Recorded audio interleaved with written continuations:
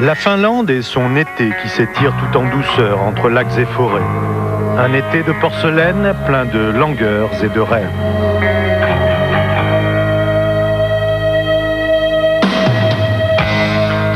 C'est là pourtant que les passions se déchaînent quand vient l'heure du rallye et le pays tout entier célèbre la gloire des hommes volants.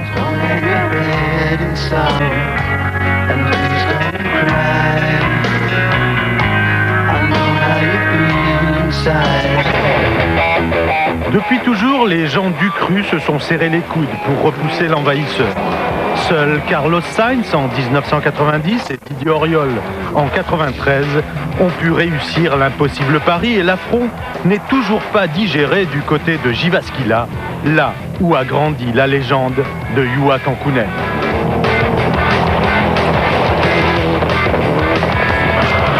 Kankkunen, quadruple champion du monde qui a 37 ans, n'a pas oublié le temps des origines quand il faisait ses gammes au volant des lourds engins de la ferme familiale et qui s'est encore dompté ces monstres de 3000 chevaux pour bien montrer qu'il est le maître en toutes circonstances.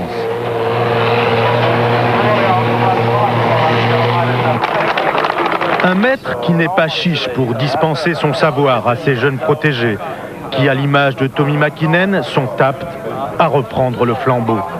Aujourd'hui, le maître et l'élève sont prêts à s'étriper pour conserver la suprématie dans un rallye qui n'autorise aucune faiblesse et où les vitesses franchissent allègrement le cap des 200 km/h. Ici, sur les bosses, on a mesuré des sauts supérieurs à 55 mètres. Le courage en bandoulière, il ne faut pas hésiter, égare à la moindre incartade. La plus petite erreur se paie alors très cher, comme ici, au cœur de la spéciale spectacle de Jyväskylä, quand la Mitsubishi du Danois Richard, accélérateur bloqué, s'engouffre dans la foule des spectateurs. Un mort et une trentaine de blessés, le bilan est tragique, mais il aurait pu être beaucoup plus lourd.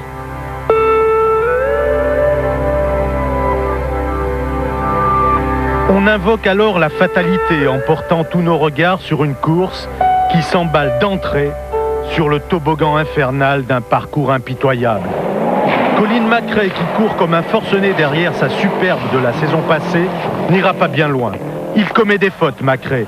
Et là, comme souvent, ça se termine par une cabriole qui rectifie son Impreza. Le rallye est à peine lancé et Subaru ne peut plus compter sur le champion du monde. David Richards est inquiet, il a raison de l'être, car Kenneth Eriksson ne paraît pas lui non plus au mieux de sa forme. Problème de suspension pour le Suédois, l'équipe Subaru ne peut émettre déjà aucune prétention.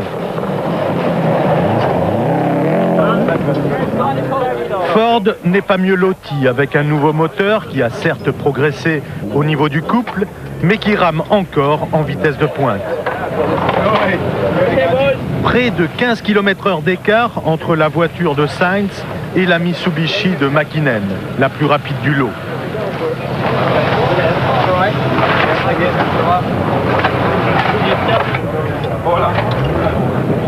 Comme si cela n'était pas suffisant, une défaillance du turbo compromet très vite les chances de Sainz en lui coûtant un retard d'1 minute et demie dès l'entame du rallye.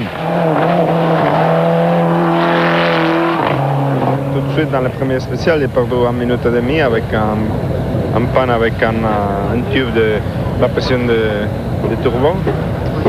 Et après, dans un autre spécial, il a perdu aussi des temps avec un amortisseur qu'il a perdu tout l'huile. J'espère que demain, il marchera beaucoup mieux. J'espère. C'est pas parce qu'ici, 2 minutes, c'est beaucoup. Il faut essayer demain matin. Pour Bruno Thierry, c'est pire encore, avec une succession de pépins allant de la fuite d'huile à la défaillance du circuit électrique en passant par une crevaison. Et Thierry se retrouve bien loin au classement quand il s'agit de faire les comptes.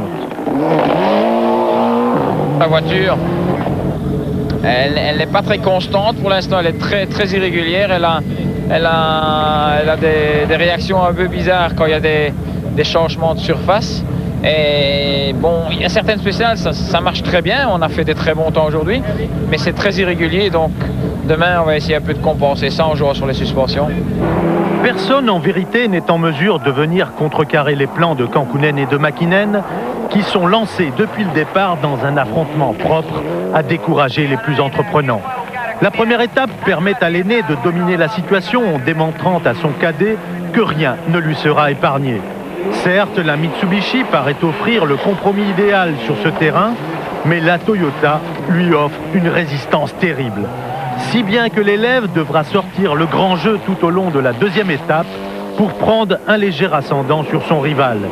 12 secondes à la fin de cette deuxième étape entre les deux Finlandais qui se sont partagés presque la totalité des 22 scratchs. 12 pour Mäkinen et 7 pour Kankkunen. Je ne sais pas exactement si cet écart constitue un avantage suffisant. Mais nous verrons demain. De toute façon, je vais attaquer au maximum, à bloc. Et advienne que pourra. On pourra dire alors si c'était assez. Le lendemain, la tension monte à Jyväskylä, Kankkunen et Mäkinen au départ d'une dernière étape qui doit délivrer un peu plus que le nom d'un vainqueur. Et cette dernière étape confirme tous les enseignements enregistrés depuis le départ. À savoir que Sainz broie du noir avec en prime un abandon relatif à une boîte de vitesse récalcitrante. Que Kenneth Eriksson ne permet pas à Subaru de se refaire une santé en terminant à une peu glorieuse 5e place. Que les Finlandais n'admettent pas que l'on vienne piétiner leur plate-bande, à l'image de Gronholm 4e et de Kittoletto 3e qui sauve lui l'honneur de Ford, mais à plus de 2 minutes et demie du duo de tête. Pour le reste, Kankkunen comprend très vite qu'il n'y a plus rien à faire pour s'opposer à la victoire de son jeune rival. Et puisqu'il ne peut plus gagner, il est le premier à se réjouir du triomphe de son protégé. 46 secondes d'écart à l'avantage de Mäkinen qui remporte ici son 3e succès consécutif. Un exploit qui le place très haut dans la hiérarchie finlandaise. D'autant qu'en signant sa 4e victoire de la saison, Tommi Mäkinen ne peut plus être privé maintenant d'un titre de champion du monde qu'il a largement mérité.